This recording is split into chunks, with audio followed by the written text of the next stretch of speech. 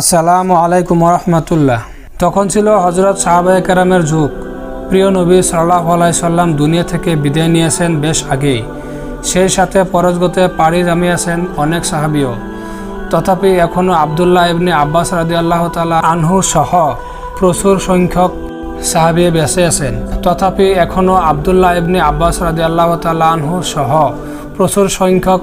বেঁচে আছেন। এক ব্যক্তি ইন্তেকাল করল। যথারীতি তাকে কাফন পরানো হলো। তারপর দাফনের জন্য তার সব দেহ নেওয়া হলো কবরস্থানে। এখনই তাকে কবরে রাখা হবে। প্রায় ঘন্টা খানেক পূর্বে কবর খনন শেষ হয়েছে। খনন শেষে খননকারীও জানাজায় শরীক হওয়ার জন্য চলে গিয়েছিল। লাশ দাফনের জন্য সবাই এখন কবরস্থানে উপস্থিত। ইতিমধ্যে একটি বিরাট আকৃতির বিষধর সাপ কবরে চলে এসেছে।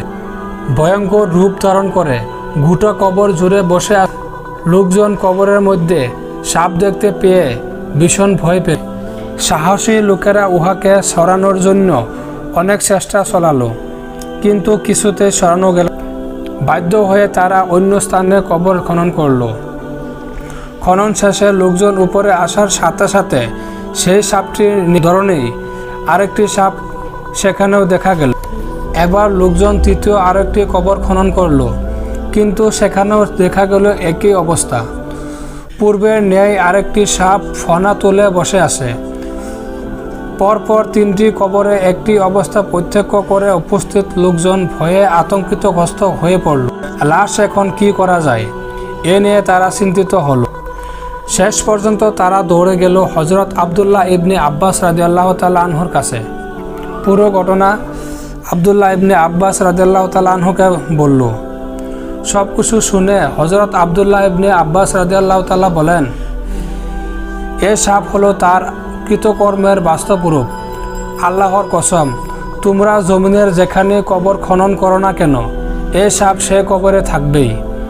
অবশেষে উপায়ন্তর না দেখে লোকেরা তাকে খননকৃত তিনটি কবরের একটিতে সমাধিস্থ করল।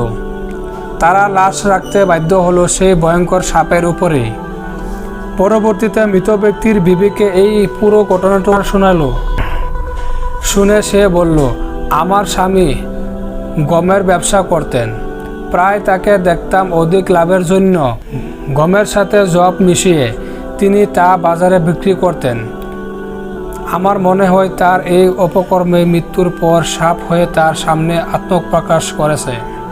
প্রিয় দর্শক, জীবিকা নির্বাহের জন্য আমরা বিভিন্ন পেশা অবলম্বন করে থাকি।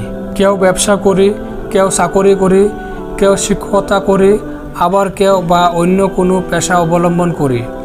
এক্ষেত্রে আমাদের ভালোভাবে স্মরণ রাখা দরকার যে প্রত্যেক মুসলমানের নিজ নিজ পেশা সংক্রান্ত মাসায়েল জানা অপরিহার্য।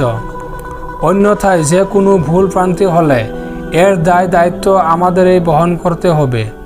সম্মুখীন হতে হবে কঠিন থেকে কঠিনতার শাস্তি। ঘটনাটি ব্যবসা সংক্রান্ত হওয়ার কারণে ব্যবসায়ী ভাইদের অনুরোধ করে বলছি, আপনারা ব্যবসা সংক্রান্ত প্রয়োজনীয় মাসআলাসমূহ জানার জন্য মজলিসে দাওয়াতুল হক বাংলাদেশ কর্তৃক প্রকাশিত মৌলানা মুহাম্মদ হেমায়েত উদ্দিন কর্তৃক রচিত আহকামে জিন্দেগি নামক অতি মূল্যবান বইখানা 313 পৃষ্ঠা থেকে 347 পৃষ্ঠা পর্যন্ত পাঠ করে নিতে পারেন। প্রিয় দর্শক, গামের সাথে জব মিলিয়ে বিক্রি করার দারুণ যদি ভয়ঙ্কর সাপের চুবল খেতে হয়, তবে আজকে যারা সরিষার তেলের সাথে সয়াবিন মিশিয়ে, উঁচু মানের দ্রব্যের সাথে নিচু মানের দ্রব্য মিশিয়ে, ভালোর সাথে মন্দ মিশিয়ে বেশি টাকা কামাই করেছেন, কবর জগতে ও কিয়ামতের ময়দানে তাদের অবস্থাটা কত মারাত্মক ও ভয়াবহ হবে তা একটু ভেবে দেখেছেন কি? মনে রাখবেন, আজ আপনি মানুষকে ফাঁকি দিয়ে যাই করছেন না কেন, একদিন কিন্তু এর প্রায়শ্চিত্ত আপনাকে করতেই হবে, জবাবদিহি করতে হবে পুঙ্খানুপুঙ্খভাবে। তাই আসুন ভেজাল ব্যবসা পরিত্যাগ করি, সততার সাথে ব্যবসা করি। যে কোনো অবস্থায় মিথ্যা, প্রতারণা ও ধোঁকা প্রদান থেকে বিরত থাকি। এটি আমাদের মঙ্গল ও কামিয়াবি রয়েছে। অন্যথায় ধ্বংস আমাদের অনিবার্য।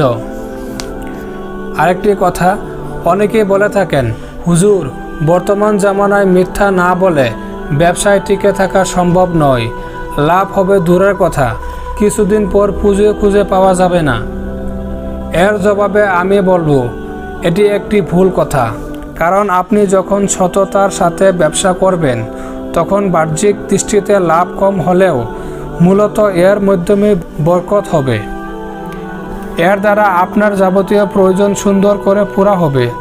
তাছাড়া কিছুদিন পর লোকজন যখন জেনে যাবে যে আপনি মিথ্যা কথা বলেন না, ভেজাল ব্যবসা করেন না, ক্রেতাদেরকে ঠকান না, প্রতারণার সাথে ব্যবসা করেন না, তখন লোকজন অন্যের দোকান থেকে মাল না কিনে আপনার দোকান থেকেই মাল কিনবে।